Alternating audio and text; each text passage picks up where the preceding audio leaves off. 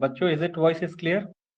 ठीक है, तो हम लोगों ने क्या देखा था, बेसिकली हम लोग क्या पढ़ रहे थे, आपको हम पहले बताया कि सर हम लोग पढ़ रहे थे कोऑर्डिनेट कंपाउंड या कोऑर्डिनेट बॉन्ड के बारे में, यानी कि कोऑर्डिनेट के चैप्टर में पढ़ रहे थे, जहां पे हम लोगों ने क्या देखा था बच्चों, हम लोगों ने ये देखा था कि सर कोऑर्डिनेट बॉन्ड जो होता है, इस कोऑर्डिनेट बॉन्ड को हम दो थ्योरी से दिखाते हैं। एक हमारी होती है बैलेंस बॉन्ड थ्योरी और दूसरी हमारी होती है क्रिस्टल फील्ड थ्योरी। तो हमें दो थ्योरी पढ़नी है। सबसे पहली थ्योरी हमें जो पढ़नी थी वो बैलेंस बॉन्ड थ्योरी पढ़नी थी। इसी के फेल्योर के बाद हमारी crystal field theory second theory आई थी, और इसी क्रिस्टल फील्ड थ्योरी में हमें ऑक्टाहेड्रल का कॉम्प्लेक्स हमें पढ़ना है। यही हमारे इस पूरे चैप्टर में पूरी कहानी है, सीएफटी की ऑक्टाहेड्रल और टेट्राहेड्रल के कॉन्सेप्ट को पढ़ना है। लेकिन उससे पहले हमारी बीबीटी थ्योरी का एक छोटा कॉन्सेप्ट है, तो आज हम लोग बीबीटी थ्योरी के बारे में डिस्कस करेंगे। ठीक है,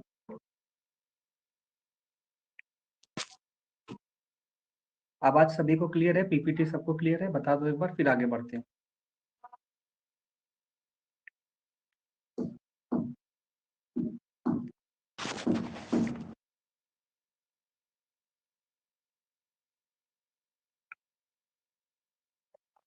बच्चों पीपीटी क्लियर है? Is it voice is clear? तो हम लोगों को क्या पढ़ना है, इनऑर्गेनिक का जो चैप्टर नंबर 2 हमारा जो चल इसमें है, उसमें हम लोगों ने क्या देखा, हम लोग क्रिस्टल फील्ड थ्योरी क्या है उसके बारे में हम लोगों ने डिस्कस कर लिया है।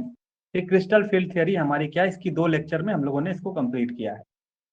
आज जो पढ़ेंगे बच्चों, हम पढ़ेंगे वैलेंस बॉन्ड थ्योरी। तो हमने क्या बताया आपको बच्चों कि sir theory of coordinate bond में, यानी कि कोऑर्डिनेट बॉन्ड के लिए 2 थ्योरी हमारी दी गई थी, एक हमारी सीएफ गई थी और एक हमारी बैलेंस बॉन्ड थ्योरी दी गई थी। तो हमारा सबसे पहले जो थ्योरी दी गई थी वो बैलेंस बॉन्ड थ्योरी थी, जिसमें आप ओवरलैपिंग करके बॉन्ड को बना रहे थे।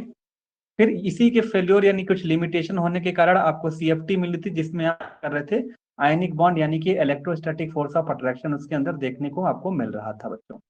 ठीक है, तो आप जो हमारा बेसिकली सेकंड टॉपिक है, यानी कि हम आपको क्रिस्टल फील्ड थ्योरी पहले ही पढ़ा दिए। जो हमारा आज का टॉपिक है वो कि कुछ लोगों ने बॉन्ड थ्योरी नहीं पढ़ पाए, हालांकि ये सेकेंड ईयर के चैप्टर में था। हम लोग बैलेंस बॉन्ड थ्योरी को अच्छे तरीके से और ध्यान से सुनेंगे। इनऑर्गेनिक का चैप्टर नंबर 2 चल रहा है बच्चों। ठीक है, आज हम लोग बैलेंस बॉन्ड थ्योरी के बारे में एकदम डिटेल में पढ़ेंगे। ठीक है, बैलेंस बॉन्ड थ्योरी को पढ़ने से पहले एक बार इसके बारे में कुछ जान लेते हैं, जानकारी ले लेते हैं क्या चीज है। तो आज हम लोग जो पढ़ेंगे वो कंपाउंड यानी कि कोऑर्डिनेशन कंपाउंड के बारे में हम डिस्कस करेंगे यहाँ पे, और हम जानेंगे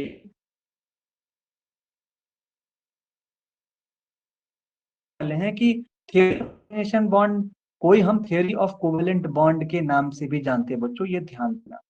ठीक है, तो कोऑर्डिनेशन कंपाउंड में कोऑर्डिनेट कैसे बनता है, हाइब्रिडाइजेशन कैसे निकलता है, उसका ज्योमेट्री कैसे होता है, इसको हम कैसे एक्सप्लेन करते हैं, ये सारी चीजों को हम इसके सबसे पहले किसने दिया था, तो पाउली ने दिया था।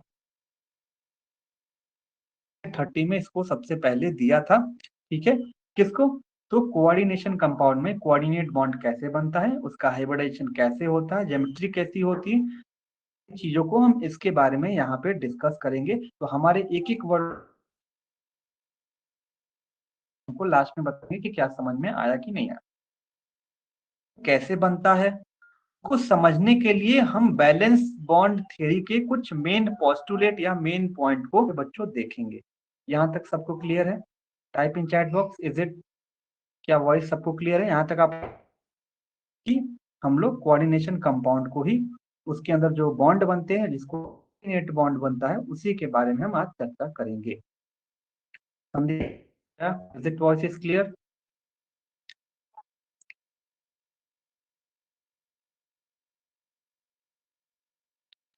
वॉइस क्लियर है?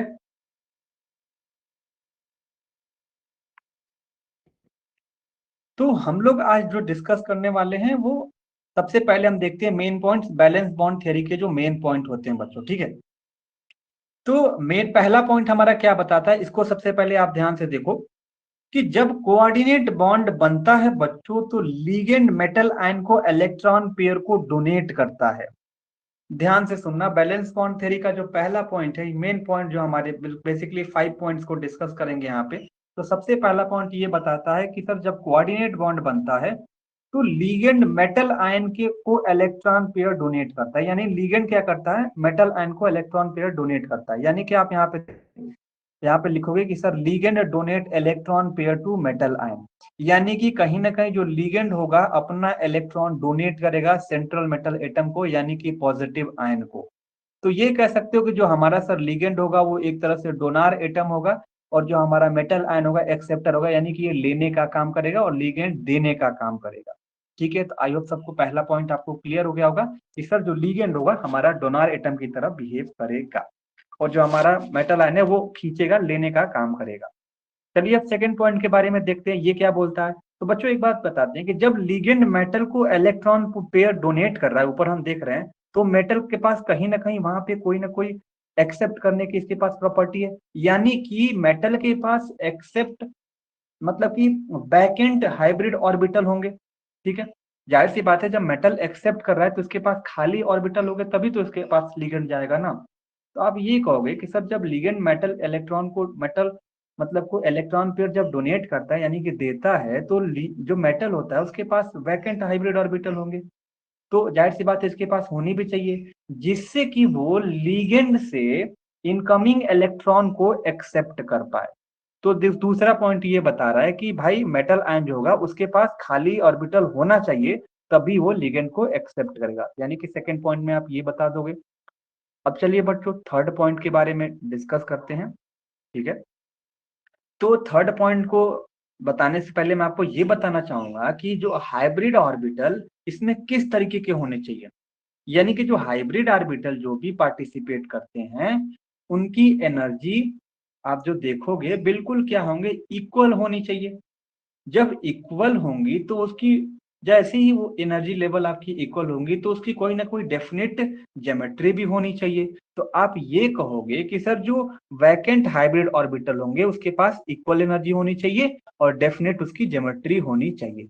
यानी कि एक बार आप रिकैप देख लो कि हमने क्या बताया।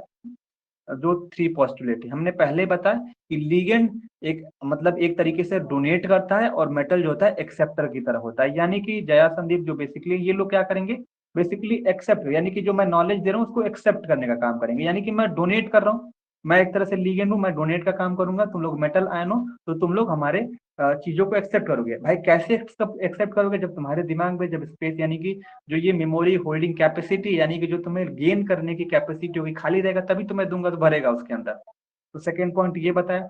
तीसरे पॉइंट में ये बताया गया कि जो बैकेंट ऑर्बिटल मतलब हाइब्रिड ऑर्बिटल होंगे, भाई सारे जो तुम्हारे अंदर जो भी ब्लॉक बने होंगे सब एक बराबर होंगे, ताकि जैसे हम देंगे तो सारी एनर्जी एक बराबर भरेंगी और सब में क्या होगा, एक ज्योमेट्रिक डेफिनेट ज्योमेट्री इसकी देखने को मिलेगी। आई थिंक सबको थर्ड पॉइंट तक सबको क्लियर हो गया होगा। आगे बढ़ते हैं।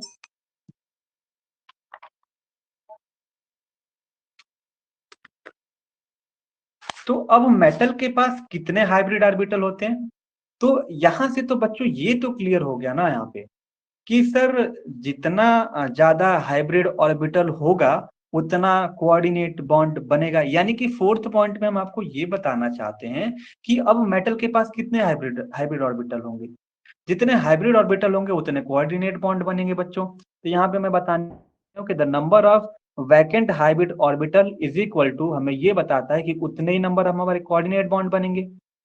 ठीक है, मतलब इसको कोऑर्डिनेट बॉन्ड बनेंगे तो इसी को हम coordination of central metal atom कहते हैं। यानी कि ये कह सकते हैं कि सर जितने हमारे पास 4 वैकेंट ऑर्बिटल हमारे पास है, यानी कि उस कंपाउंड का जो कोऑर्डिनेशन नंबर बच्चों है वो 4 है। यानी कि अगर हमारे पास सर 6 वैकेंट ऑर्बिटल हमारे पास है तो जो हमारा कोऑर्डिनेशन नंबर है वो हमारा 6 है बच्चों। ठीक है, यहां तक सबको क्लियर हुआ। ठीक है, तो हमने यहां तक इसके बारे में देखा। अब चलिए बच्चों फिफ्थ पॉइंट के बारे में देखते हैं। तो यहाँ पे अगर हम फिफ्थ पॉइंट के बारे में डिस्कस करेंगे तो इससे पहले आप ये जानोगे कि जब मेटल और लिगेंड के बीच में बच्चों बॉन्ड बनता है तो ऑर्बिटल क्या करते हैं, ओवरलैप होते हैं। आप लोगों ने यहाँ पे जाना है वहीं सीएफटी थ्योरी में ओवरलैपिंग नहीं होती थी। तो यहाँ पे मेटल और लिगेंड के बीच में जब भी बॉन्ड बनेगा तो ऑर्बिटल क्या करेगा, ओवरलैपिंग होता है। मीन्स ये कह सकते हैं कि जो मेटल के वैकेंट ऑर्बिटल होते हैं, यानी कि तुम लोगों के पास जो वैकेंट ऑर्बिटल जो होने चाहिए, ये आप कह सकते हो कि लिगेंड उसको फिलअप करेगा। यानी कि लिगेंड कैसे फिलअप करेगा बच्चों, यानी कि मेरा नॉलेज तुम लोग के ऊपर कैसे फिलअप होगा, तो यानी कि ओवरलैप करेगा। जब ओवरलैप करेगा तुम्हारे माइंड में, तो कहीं ना कहीं ये सिग्मा बॉन्ड बनाएगा, कहीं ना कहीं क्या करेगा, ये सिग्मा बॉन्ड बनाएगा। तो वहां हमने यहाँ पे यही बताने की कोशिश की है बच्चों की vacant orbital of metal ion overlap with filled orbital of ligand. यानी कि हमारे पास तो फील्ड ऑर्बिटल है ना, तुम्हारे पास क्या है, खाली ऑर्बिटल है। तो क्या होगा कि तुम्हारे जो वैकेंट ऑर्बिटल होगा बच्चों, उसमें क्या करेगा, लिगेंड ऑर्बिटल क्या होगा, जाके ओवरलैप करेगा और सिग्मा बॉन्ड बनाने का काम करेगा। आई होप सबको यहाँ तक क्लियर हुआ। यानी कि ये मेन पॉइंट थे। जब कोऑर्डिनेशन कंपाउंड में जब भी कोऑर्डिनेट बॉन्ड बन जाता है, तो उसका जो हाइब्रिडाइजेशन है बच्चों, यानी कि उसका जो ज्योमेट्री के बारे में बात करते हैं। अब हम यहाँ पे जो भी कंप्लीट कंपाउंड ले रहे हैं, यहाँ पे ये देख रहे हो, तो यहाँ पे ये कह सकते हो कि सर हमारे पास कहीं ना कहीं 3D सीरीज के बारे में हम यहाँ पे बात कर रहे हैं। तो यानी कि देखो, सबसे पहले मैंने क्या बताया कि हम यहाँ पे अब क्या कर रहे हैं कि फिफ्थ पॉइंट आपको क्लियर हो गया होगा कि जैसे तुम लोग का खाली है, हमारा क्या है, भरा हुआ है, तो हम लीगेंड है तो हम आपको दे रहे हैं, तो हमारा जरा सिक्स पॉइंट के बारे में हम आपको बता रहे हैं कि इसमें जो कोऑर्डिनेशन कंपाउंड है, इसमें कोऑर्डिनेट जितने कोऑर्डिनेशन कंपाउंड होंगे वो कोऑर्डिनेट बॉन्ड को बनाएंगे, यानी कि उसमें कहीं ना कहीं हाइब्रिडाइजेशन, उसकी ज्योमेट्री, मतलब अब हम यहाँ पर जो कंप्लीट कंपाउंड इसमें है 3D सीरीज के अंदर, तो आप उसमें देखोगे कि जो कोऑर्डिनेशन नंबर हम लेंगे, ठीक है, हाइब्रिडाइजेशन के बेसिस पे हम इसका ज्योमेट्री को हम बताएंगे आपको। जैसे यहाँ पे हम सिक्स पॉइंट में ये पॉइंट आप कंसीडर कर लेना और ज्योमेट्री को बताना कि सर हम यहाँ पे लिख देंगे कोऑर्डिनेशन नंबर, हाइब्रिडाइजेशन और ज्योमेट्री। यानी कि सर जिसका कोऑर्डिनेशन नंबर 2 होगा, उसका जो हाइब्रिडाइजेशन होगा वो एसपी होगा, और जो हमारी जो जाहिर सी बात एसपी वो लीनियर यानी कि 180 डिग्री होता है। इसी तरीके से अगर कोऑर्डिनेशन नंबर 3 बच्चों हैं, तो उसका जो हाइब्रिडाइजेशन होगा वो sp2 होगा। इसका जो एंगल होता है वो 120 डिग्री होता है, यानी कि ट्राइगोनल प्लेनर का स्ट्रक्चर यहाँ पे बनता है। इसी तरीके से फोर्थ पॉइंट के बारे में देखा जाए तो ये बनता है लगभग DsP2, यानी कि डी अंदर की तरफ यहाँ पे, तो ये इनर ट्रांजिशन एलिमेंट होता है। तो इसका जो स्ट्रक्चर बनेगा बच्चों वो स्क्वायर प्लेनर बनेगा, और जो बॉन्ड एंगल बनेगा इसका 90 डिग्री बनेगा। तो यहाँ तक आई होप सबको क्लियर हो गया होगा। आगे भी हम इसके बारे में डिस्कस करते हैं। यहाँ पे देखो कि जो कोऑर्डिनेशन नंबर हमने 4 पीछे देखा सर वो DsP2 था। इसी तरीके से अगर आउटर ट्रांजिशन एलिमेंट है बच्चों, तो जो उसका बेसिकली अगर कोऑर्डिनेशन नंबर 4 है, तो उसका जो हाइब्रिडाइजेशन इतनी मिलेगा। तो जो इसका स्ट्रक्चर यानी जो हमें मिलने वाला है वो कहीं ना कहीं टेट्रा स्ट्रक्चर मिलेगा बच्चों, और जो बॉन्ड एंगल होगा 109 डिग्री होगा। ठीक है, यहीं पे बात करते हैं कोऑर्डिनेशन नंबर 5 में। इसके भी दो स्ट्रक्चर बनेंगे, एक इनर ट्रांजिशन एलिमेंट यानी कि DsP3, और जो होगा DsP3, यानी कि sp3d भी बन सकता है ये। तो आप ये देखोगे ये ट्राइगोनल बाई पिरामिडल और ये स्क्वायर पिरामिडल का फॉर्मेशन करता है, यानी कि ट्राइगोनल पाई पिरामिडल में आप जो एंगल यानी कि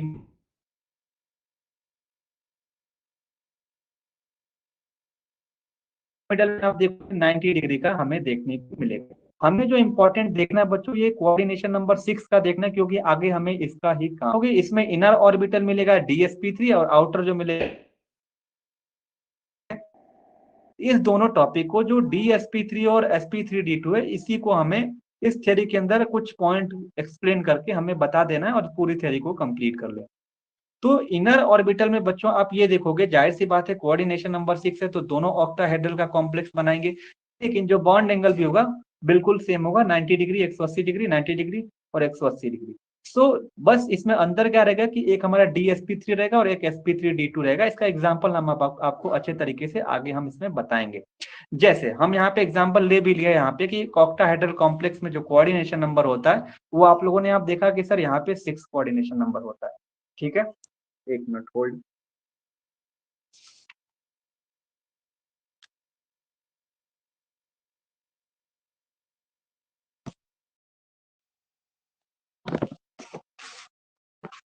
यानी कि बच्चों हमने पढ़ा है कि दो तरीके के हाइब्रिडाइजेशन पॉसिबल होते हैं कोऑर्डिनेशन नंबर 6 के अंदर। ठीक है। और वो दो तरीके के हाइब्रिडाइजेशन हमारे ऑक्टाहेड्रल में क्या पॉसिबल होते हैं, तो आपने देखा कि सर एक हमारा होता है D2sp3, इसको ध्यान से सुनना बच्चों एक बार, ठीक है। और जो दूसरा हमारा होता है, जो आउटर हमारा होता है, वो हमारा होता है sp3d2। क्योंकि डी हमारा यहाँ पे बाहर है तो इसीलिए हम बोलते हैं आउटर ऑक्टाहेड्रल कॉम्प्लेक्स, ठीक है। और जो हमारा ऊपर वाले में डी हमारा पहले पड़ता है, इसीलिए हम इसको बोलते हैं इनर ऑक्टाहेड्रल कॉम्प्लेक्स बच्चों। तो आपने ये देखा कि ऑक्टाहेड्रल हाइब्रिडाइजेशन के अंदर सर दो तरीके के लिगेंड हमें देखने को मिल रहे हैं, यानी कि एक आउटर हमारा ऑक्टाहेड्रल, एक इनर ऑक्टाहेड्रल है। तो इसमें हमें दो तरीके के लिगेंड भी मिलते हैं।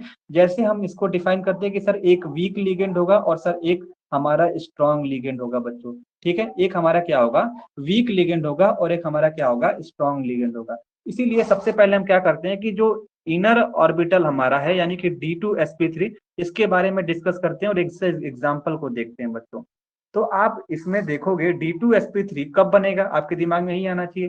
तो ये डिपेंड करता है टाइप्स ऑफ लिगेंड के ऊपर, ठीक है बच्चों। यानी कि इस तरीके के जो भी हाइब्रिडाइजेशन होते हैं तो कॉम्प्लेक्स में स्ट्रॉन्ग लिगेंड बनता है। ये ध्यान देना कि जब भी D2sp3 होगा, इसमें क्या होता है बच्चों, ये क्या होता है, इस पर डिपेंड कैसे करता है। तो इस तरीके के जो लिगेंड होते हैं, इनका जो हाइब्रिडाइजेशन होता है, तो इसमें जो कॉम्प्लेक्स जो भी बनेंगे उसका स्ट्रॉन्ग लिगेंड होगा। क्या होगा बच्चों, स्ट्रॉन्ग लिगेंड होगा। लेकिन वहीं sp3d2 होगा, D2 जो होगा इसमें स्ट्रॉन्ग लिगेंड नहीं बनता बल्कि वहां पे वीक लिगेंड होगा। तो याद ध्यान देना कि अगर डी पहले है तो वो स्ट्रॉन्ग लिगेंड उसके अंदर रहता है। तो यानी कि अब ये आप कह सकते हो इसके अंदर D2sp3 में कि कौन कौन ऑर्बिटल पार्टिसिपेट करने वाला है। तो आप ये कहोगे कि सर D2sp3 में ये हमारा क्या है, इनर सेल है, और कहीं ना कहीं ये जो हमारा है आउटर सेल होता है। यानी कि इनर सेल को हम बोलते हैं पेन अल्टीमेट सेल बोला जाता है। क्या बोला जाता है, पेन अल्टीमेट सेल बोला जाता है। और जो आउटर होता है उसको हम बोला जाते हैं अल्टीमेट सेल के नाम से जानते हैं, ठीक है बच्चों। यानी कि जो अल्टीमेट सोल्व होता है, इसमें जो s ऑर्बिटल होगा उसको ns से रिप्रेजेंट करेंगे, p को हम np से रिप्रेजेंट करेंगे। लेकिन जो हमारा पेन अल्टीमेट यानी कि जो d अंदर की तरफ है, यानी कि हम स्ट्रॉन्ग लिगेंड बोल रहे हैं इसमें, तो इसमें जो होता है n-1d हमारा यहाँ पे सेल प्रेजेंट होता है बच्चों। आई होप यहाँ तक सबको क्लियर हो गया होगा। फिर आगे बढ़ते हैं यहाँ पे। यानी कि हम लोग ये जाने बच्चों कि अब जो डी के दो ऑर्बिटल पार्टिसिपेट यहाँ पे जो कर रहे हैं, यानी कि हम यहाँ पे बोलेंगे dx2y2 कॉमा dz2, यानी कि दो ऑर्बिटल यहाँ पे जो पार्टिसिपेट यहाँ पे बच्चों डी के कर रहे हैं, यानी कि D2 है ना। आप यहाँ पे क्या देख रहे हो, D2 यानी कि दो ऑर्बिटल पार्टिसिपेट कर रहे हैं, तो वही स्क्वायर एंड dz2। यानी कि सर हमारे इस डी वाले ब्लॉक में दो ऑर्बिटल यानी कि जो 5 घर उसका होता है उसमें से 2 घर इसमें पार्टिसिपेट कर रहे हैं। यानी कि जो अब मेटल और लिगेंड के बीच में जो बॉन्ड बनता है बच्चों, वो मेटल के पास अनपेयर इलेक्ट्रॉन होगा। यानी कि इलेक्ट्रॉन, अनपेयर इलेक्ट्रॉन बहुत ही कम होने के कारण क्या होगा यहाँ पे, भाई जाहिर सी बात है ये डी है, सेल में सिर्फ 2 ही भरा हुआ है ना, तो यहाँ पे अनपेयर इलेक्ट्रॉन तो सिर्फ 2 ही भरा ना, तो यानी कि कम है ना। तो जब यहाँ पे कम बच्चों है, अनपेयर इलेक्ट्रॉन यहाँ पे बहुत ही कम है, तो आप ये कह सकते हो कि जो कॉम्प्लेक्स यहाँ पे आप देखोगे वहां पे जो अनपेयर इलेक्ट्रॉन होगा वो भी कॉम्प्लेक्स अंदर कम होगा। यानी कि कॉम्प्लेक्स इलेक्ट्रॉन जब यहाँ पे डी ब्लॉक में कम होगा बच्चों, तो उसके पास लो स्पिन होगा। यानी कि जो जब लो स्पिन, क्यों लो स्पिन हो रही है पे सर, डी का सिर्फ 2 ही ब्लॉक भरा हुआ है। जब डी का सिर्फ 2 ही ब्लॉक भरा हुआ है, बाकी 3 खाली है, तो आप ये कहोगे कि इसके अंदर अनपेयर इलेक्ट्रॉन कम है ना। जब अनपेयर इलेक्ट्रॉन बच्चों कम है तो इसकी स्पिन भी कम होगी। जब स्पिन इसके अंदर कम होगी तो ये एक चीज ध्यान देना, कॉन्सेप्ट, जिसके पास लो स्पिन होती है ना बच्चों, देखो जिसके पास लो स्पिन होती है, ध्यान देना, एक चीज ये रट लेना तुम लोग, जिसके पास लो स्पिन होती है वो स्ट्रॉन्ग लिगेंड होता है, उसके उस स्ट्रक्चर के अंदर स्ट्रॉन्ग लिगेंड प्रेजेंट होता है। या ध्यान देना, जिसके अंदर लो स्पिन होती है उसके अंदर स्ट्रॉन्ग लिगेंड होता है, जिसके पास हाई स्पिन होती है उसके पास लो लिगेंड, मतलब कि स्ट्रॉन्ग होता है। यानी कि आप ध्यान देना क्योंकि आगे काम आने वाला है। यानी कि जो हमारा यहाँ पे आप लो स्पिन कैसे देख रहे हो, इसलिए देख रहे हैं क्योंकि सर जो डी अंदर की तरफ है उसका सिर्फ 5 भी अनपेयर इलेक्ट्रॉन है, इसीलिए इसके पास लो स्पिन होता है। लो स्पिन होने के वो स्ट्रॉन्ग लिगेंड होता है। ये ध्यान आपको अच्छे तरीके से देना है। आप आगे की तरफ यहाँ पे बढ़ते हैं बच्चों। तो हमने यहाँ पे देखा कि जो कॉम्प्लेक्स यहाँ पे बनेगा उसमें लो स्पिन कह रहे हैं, यानी कि लो स्पिन क्यों बोल रहे हैं क्योंकि अनपेयर इलेक्ट्रॉन कम फिलअप है। ठीक है, तो जो स्पिन पेयर ऑक्टाहेड्रल कॉम्प्लेक्स यहाँ पे हमारे पास है वो लो स्पिन हम क्यों कह रहे हैं, बिकॉज मोस्ट ऑफ इलेक्ट्रॉन यहाँ पे जो है वो सारे के सारे पेयर्ड फॉर्म में मतलब बेसिकली रहते हैं, इसीलिए लो स्पिन है। क्योंकि भाई जैसे देखो अब यहाँ जाएंगे, बाकी ये खाली हो जाएगा, लेकिन जब हम यहाँ पे लिगेंड देंगे तो ये पेयर्ड में हो जाएंगे ना, तो वही बताने की कोशिश कर रहा है कि इसलिए क्योंकि जब इसमें बाद में जब हम लिगेंड देते हैं तो ये पेयर के फॉर्म में रहते हैं, लेकिन हमारा डी ब्लॉक के अंदर कॉन्सेप्ट ये लो स्पिन का कि उसके अंदर जो अनपेयर इलेक्ट्रॉन होते हैं वो कम होते हैं, ये ध्यान देने की बात है आपको यहाँ पे। ठीक है, आगे बढ़े। तो स्पिन की जो वैल्यू होती है यहाँ पे मतलब यही कहेंगे कि जो स्पिन की वैल्यू होती है यहाँ पे DsP3 में D2sp3 में यहाँ पे जो स्पिन की वैल्यू होती है वो कम होती है। यानी कि हम यहाँ पे एक एग्जांपल लेंगे और इससे कॉम्प्लेक्स ज्योमेट्री की हम बारे में डिस्कस करेंगे, यानी कि DsP3 के यहाँ पे स्ट्रक्चर के बारे में हम अच्छे तरीके से देखने वाले हैं। आप देखो कैसे, जैसे बच्चों हम एग्जाम्पल लेते हैं FeCN6 और 3 निगेटिव। तो यहाँ पे इसका सबसे पहले जो हमारा जो एक्स कंपाउंड यानी कि ऑक्सीडेशन नंबर निकालेंगे आयरन का, तो हमें पता है ये एक्स मान लेंगे इसको, CN की जो वैल्यू होती है -1 होती है, तो 6 इंटू -1 बराबर में हम लिख देंगे -3। फिर आगे जब इसको सॉल्व करेंगे तो आपको भी पता है ये -1 इंटू 6 माइनस होता है, तो यहाँ पे जैसे ये इधर की तरफ जाएगा तो प्लस में कन्वर्ट हो जाएगा, तो यानी कि 6 - 3 करेंगे तो कहीं ना कहीं इसकी जो ऑक्सीडेशन नंबर आएगा वो +3 आएगा बच्चों। यानी कि आयरन के ऊपर +3 है। +3 का मतलब क्या हो गया बच्चों, +3 का मतलब ये हो गया आप कहोगे कि सर केमिस्ट्री में अगर किसी के ऊपर +3 लग गया तो इसका मतलब ये है कि अगर इसका 28 एटॉमिक नंबर है तो इसमें से 3 चला जाएगा तो यहाँ पे 25 हो जाएगा।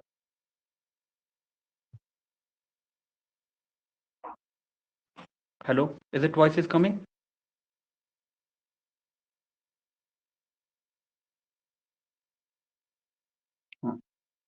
और केमिस्ट्री में बच्चों अगर नेगेटिव चार्ज है कोई चीज तो यानी कि अगर एटॉमिक नंबर 28 आयरन का है तो अगर सिंगल अगर नेगेटिव चार्ज है तो वो 29 में कन्वर्ट हो जाता है, ये चीज तो आपको पता ही होगा।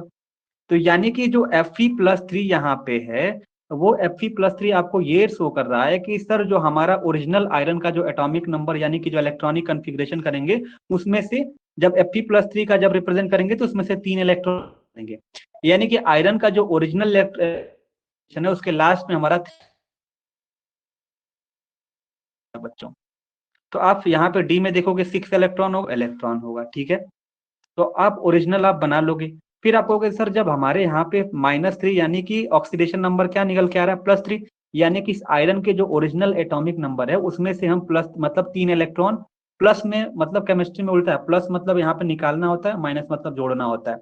तो हम क्या करेंगे कि जो प्लस मतलब जो 3 इलेक्ट्रॉन है हम यहाँ से इस ऑर्बिटल से निकाल देंगे, तो आप देखोगे 4s2 के और 4s के ऑर्बिटल हम निकाल दिए और इसमें से एक ऑर्बिटल और बेसिकली एक इलेक्ट्रॉन निकाल दिए, तो हमारे पास क्या बचेगा, यानी कि 6 2 8 में से 3 निकाल देंगे तो हमारे पास 5 इलेक्ट्रॉन बचने चाहिए Fe+3 का जब रिप्रेजेंट करेंगे तो हमारे पास टोटल 5 इलेक्ट्रॉन यहाँ पे बचा हुआ है बच्चों।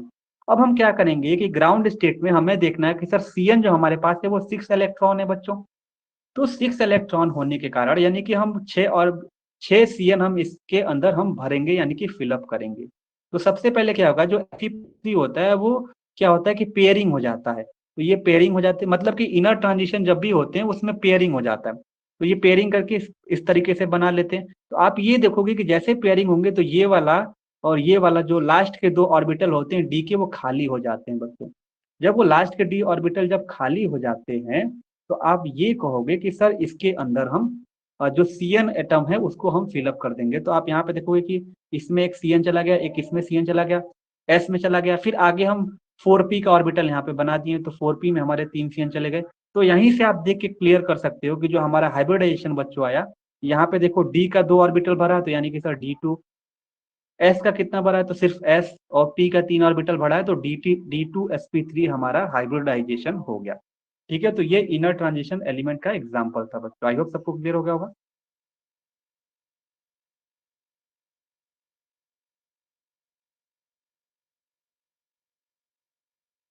अब देखते हैं, अब इसके अंदर देखते हैं sp3d2 कॉम्प्लेक्स, यानी कि बच्चों जैसे वहां पे स्ट्रॉन्ग लिगेंड था तो यानी कि ये जो हमारा होगा वीक लिगेंड होगा, वीक लिगेंड क्यों होगा आपको हमने पहले ही बताया बच्चों।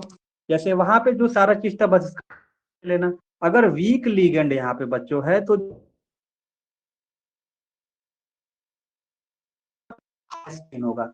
वहां पे जो स्पिन था वो लो स्पिन था, तो वहां लेकिन sp3d2 में क्या होता है, ये वीक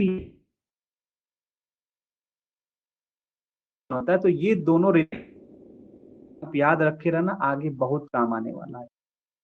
तो टू यानी कि जिसमें डी बाहर की तरफ होता है, मतलब आउटर, तो उसमें जो स्पिन होती है वो हाई, यानी कि जो लीगेंड की कैपेसिटी होती है वो वीक लीगेंड होता है बच्चों, वीक लीगेंड होता है। यानी कि ये रिलेशन याद रखे रहना, वीक लीगेंड अगर हाई स्पिन होगी एच एस, और ये किसके अंदर पाई जा रही है, sp3d2 के अंदर। तो ये सारी चीजें क्यों हाई स्पिन है क्यों लो स्पिन है, तो हम लो स्पिन का कॉन्सेप्ट बता ही दे रहे थे, क्योंकि वहां पे जो डी ऑर्बिटल था पहले वाले में, वो अनपेयर इलेक्ट्रॉन उसमें कम था, कुल में नहीं भरा था, सिर्फ 2 ही ऑर्बिटल भरा था। तो इसीलिए वहां पे हम देख रहे थे कि सर वहां पे लो स्पिन था, तो यानी कि स्ट्रॉन्ग फील्ड लिगेंड वहां पे प्रेजेंट था। लेकिन यहाँ पे देखो सब कुछ भरा रहेगा, यानी कि यहाँ पे जो अनपेयर इलेक्ट्रॉन होंगे वो ज्यादा, मतलब एक greater number of unpaired electron होंगे, वहां पे अनपेयर इलेक्ट्रॉन कम थे, यहाँ पे ज्यादा होंगे। तो इसीलिए अनपेयर इलेक्ट्रॉन अगर ज्यादा होता है तो स्पिन ज्यादा होती है, अगर अनपेयर इलेक्ट्रॉन कम होता है तो स्पिन कम होती है बच्चों। फिर से मैं एक बार रिपीट करता हूँ कि जहाँ पे अनपेयर इलेक्ट्रॉन ज्यादा होता है उसकी स्पिन ज्यादा होती है, यानी कि यहाँ पे अनपेयर इलेक्ट्रॉन ज्यादा होगा। वहां पे जो अनपेयर इलेक्ट्रॉन था सिर्फ 2 ही अनपेयर इलेक्ट्रॉन था, अनपेयर इलेक्ट्रॉन होगा वहां, यहाँ पे क्या होगा आप ये देखने वाले हो, यहाँ पे अनपेयर इलेक्ट्रॉन ज्यादा तो स्पिन ज्यादा, यानी कि वीक फील्ड लिगेंड यहाँ पे प्रेजेंट होगा बच्चों। आइए चलिए इसका एग्जाम्पल देखते हैं, ठीक है। यहाँ पे लिखते हैं बच्चों, जैसे वहां पे Fe था, यहाँ पे लेंगे F6 लेंगे, यानी 3 नेगेटिव चार्ज। तो सबसे पहले इसका ऑक्सीडेशन नंबर ये निकाल लोगे, यानी कि ये ऑक्सीडेशन नंबर निकालने का मतलब यही बच्चों है, जो आयरन है इसके ऊपर हम चार्ज निकालते हैं ऑक्सीडेशन नंबर की मदद से। तो यहाँ पे जो बच्चों आप चार्ज निकालोगे तो आप ये कहोगे कि सर हमारा यहाँ पे जो आयरन है एक्स मान लेंगे, फ्लोरीन का जो हमारा जो चार्ज होता है -1 होता है, तो -1 इंटू 6 हो जाएगा, और बाहर की तरफ से इक्वल टू लगा के माइनस, तो कहीं ना कहीं इसका भी +3 आएगा। यानी कि जो भी हमारा आयरन का इलेक्ट्रॉनिक कन्फिग्रेशन होगा, यानी कि एटॉमिक नंबर 6 होता है, तो हम सर जब भी हम Fe+3 का ऑर्बिटल ड्रॉ करेंगे तो 3 इलेक्ट्रॉन हम यहाँ से निकाल देंगे। तो ओरिजिनली हमारे पास कितना है, डी में 6 है और 2 इलेक्ट्रॉन है, तो आप 6 ड्रॉ कर लिए और 4s में 2 इलेक्ट्रॉन ड्रॉ कर लिए। तो आप यहाँ पे क्या करोगे बच्चे, ये करने वाले हो कि +3 है तो 3 इलेक्ट्रॉन गया, तो यहाँ का इलेक्ट्रॉन निकाल दिए। बस आपको ध्यान ये रखना है कि जब है, यानी कि जब डी अंदर की तरफ था, यानी कि जो पहला कॉन्सेप्ट पढ़े हैं, उठा के पेयरिंग कर दे रहे थे। पेयरिंग क्या कर रहे थे, मतलब जैसे यहाँ पे जो था इसको यहाँ पे दे रहे थे, मतलब चिपका दे रहे थे आपस आपस में, और बाकी खाली बच जा रहा था तो उसमें भर दे रहे थे। तो यहाँ पे क्या करेंगे, बस अंतर यही है, sp3d मतलब sp3d2 में क्या है बच्चों, इसमें क्या करते हैं कि सर इनका पेयरिंग नहीं करते, मतलब आपस में इस बॉन्ड को यहाँ पे शिफ्ट नहीं करते हैं, जैसे है ज्यों का है त्यों उसको छोड़ देते हैं। फिर उसके बाद क्या करते हैं कि हम यहाँ पे 4s ऑर्बिटल है, पास 6 लोगों को हम यहाँ पे शादी कराना है, यानी कि फिलअप करना है, तो हमें 6 घर बनाना है, यानी कि 4s है ये है, p का हमारे पास 3 ऑर्बिटल है, ये d का हम यहाँ पे ड्रॉ कर लेते हैं, तो हम यहाँ पे फ्लोरीन है उसको एक एक करके सब में दे देते हैं। तो हमारे 4s में एक और जो फ्लोरीन चला गया, हमारा जो p है ऑर्बिटल उसमें 3 फ्लोरीन चला गया, बाकी हमारे 2 d में चले गए। तो आप ये कहोगे कि जो हम दिए हैं, ये कह सकते हैं इसके अंदर कि बच्चों हमारा जो हमारा हाइब्रिडाइजेशन हो गया वो सर p का 3 और d का 2 हाइब्रिडाइजेशन हो गया। तो आप बच्चों ये चीज देख रहे हो कि सर यहाँ पे जो अनपेयर इलेक्ट्रॉन पीछे की तरफ ज्यादा है ना, 5 अनपेयर इलेक्ट्रॉन है ना बच्चों, 5 अनपेयर इलेक्ट्रॉन है। जब 5 अनपेयर इलेक्ट्रॉन है तो अभी हम पीछे क्या बताए हैं आपको, कि जहां पे अनपेयर इलेक्ट्रॉन जहां पे ज्यादा होगा उसकी स्पिन जो होती है वो हाई होती है बच्चों। इसी तरीके से पिछले वाले में अगर हम एग्जाम्पल लेते हैं, यहाँ पे हमने जो लिया था, इसमें हम क्या कर रहे थे बच्चों, यहीं पे हम पेयरिंग कर दे रहे थे, इसको उठा के पेयरिंग कर दे रहे थे। तो पेयरिंग कर दे रहे थे तो हमारा अब यहाँ पे 5 था, तो ये 4 एक साथ आ जा रहे थे, एक बच जा रहा था, तो यहाँ पे अनपेयर इलेक्ट्रॉन क्या है, सिर्फ एक ही अनपेयर इलेक्ट्रॉन है। ध्यान से देखो, यहाँ पे एक ही अनपेयर इलेक्ट्रॉन है, मतलब कि एक अनपेयर इलेक्ट्रॉन है, तो यहाँ पे आपको क्या होगा, लो स्पिन होगा। वहां पे अनपेयर इलेक्ट्रॉन जो था आप यहाँ पे देख रहे थे स्टार्ट में, यहाँ पे अनपेयर इलेक्ट्रॉन जाए, तो ये हमारा क्या होता है, हाई स्पिन होता है। आई थिंक आपको वैलेंस बॉन्ड थ्योरी आपको अच्छी तरीके से समझ में आ गई होगी। ठीक है,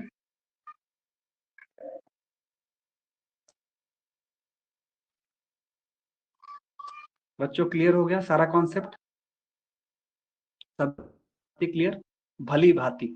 तो आप एक बार इस पीपीटी को जब भी हाई स्पिन होगा, हाई स्पिन स्पिन जब जाते होगा तो लीगेंड की वीक फील्ड लीगेंड होता है, अगर लो स्पिन होगा तो स्ट्रॉन्ग फील्ड लीगेंड होने का कहा होगा। तो जब भी आप इसको बोल बोल के एक बार पढ़ो कर लेना, यानी कि कोई टीचर ऐसे पढ़ाएगा नहीं, बेसिकली क्लास तो खोल रहे हैं, लेकिन अब मैं इसलिए बताना चाहता हूँ कि ये सारी चीजें जब आपको याद रहेगी ना, तो सबसे पहला रेपुटेशन की बात होती है बच्चों। क्लास में जब जितना अच्छे तरीके से आंसर दोगे, अपने कॉन्सेप्ट को रिप्रेजेंट करोगे, तो सामने वाला टीचर भी प्रैक्टिकल में रहेगा, यानी कि आपके वाइबा वही लेंगे। यूनिवर्सिटी का तो एक बच्चा, एक टीचर प्रोफेसर बैठे रहता है, बाकी तो ही पीछे से बैठे रहते हैं, तो ही विल कंसीडर यू और आपको नंबर अच्छा देगा। तो आपको पूरे थर्ड ईयर में मेरे जो बच्चे हैं पूरे एक्टिव रहेंगे। अगर कोई टीचर अगर पढ़ाता है तो आप पढ़ के जाना, क्योंकि हम सारे चीजें पढ़ा के जा रहे हैं। तो जब हम इसको पढ़ा के जा रहे हैं, तो आपसे वैलेंस बॉन्ड थ्योरी जब भी आपको क्लास में बताया जाएगा, जब टीचर पूछेगा कोई पढ़े हैं, तो बता देना हम सर पढ़े हैं। तो टीचर भी आपने अब बेसिकली वो एक तरीके से कहेगा कि भाई कहाँ से पढ़ लिए सब। सो एक्टिव रहना। जैसे आप इसमें हमसे प्री पहले ही पढ़ लियो, तो जब टीचर पढ़ाएगा तो आप वहां से जब कॉलेज में पढ़ोगे ना, तो कॉन्सेप्ट आपका और स्ट्रांग हो जाएगा। जब और स्ट्रांग हो जाएगा तो आप कभी इसको भूलोगे नहीं। ठीक है, बाकी मेरा वीडियो तो इसमें रिकॉर्डिंग में रहेगा, जब मन करे तब देख सकते हो। लेकिन जब आप टीचर के सामने रिप्रेजेंट करोगे, तो वो बोलेगा कि हाँ बच्चा, यानी कि जो भी स्टूडेंट है सीरियस अबाउट द स्टडी। ठीक है, तो आपके ऊपर फोकस रहेगा, तो आपके जो प्रैक्टिकल में जो 75 नंबर है वो पूरे के पूरे मिल जाएंगे। ठीक है, ज्यादा लंबा नहीं कूदना है, बड़ी कोचिंगों में नहीं भागना है। क्यों? बेसिकली आपको करना क्या है कि यहाँ पढ़ना, फिर उसके बाद जो टीचर पढ़ाएगा खुद से पढ़ना। बच्चों ये देखना कि जो बच्चे खुद से पढ़ते हैं, सेल्फ स्टडी होते हैं, वो ज्यादा आगे निकलते हैं। क्योंकि कोचिंग वाले तो घूमते ही रह जाते हैं, 5 घंटे उधर टाइम कंज्यूम हो जाता है, तो पढ़ेंगे कब? तो here you have to utilise your all the time and you have to prefer, यानी कि प्रेफरेबल सिस्टम होना चाहिए, तो you can gain good marks. ठीक है, third year is your basic, you know very well कि दैट आपको first year and second year में प्रमोट कर दिया गया, तो थर्ड ईयर में आपको अच्छे नंबर लेके आने हैं। ठीक है, तो आई होप सबको क्लियर हो गया होगा। आप अच्छे तरीके से इसको रिवाइज कर लेना, पीपीटी इसकी शेयर कर दे रहे हैं।